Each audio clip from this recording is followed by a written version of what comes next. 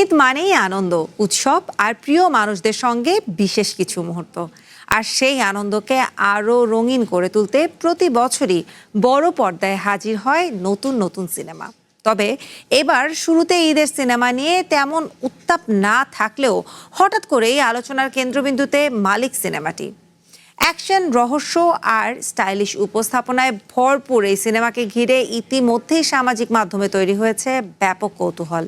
বিশেষ করে আরফিন শুভর নতুন লুক আর বিদ্যা সিনহা মিমের সঙ্গে 4 বছর পর তার প্রত্যাবর্তন, সব মিলিয়ে দর্শকদের আগ্রহ যেন আরও কয়েক গুণ বাড়িয়ে দিয়েছে সিনেমাটি।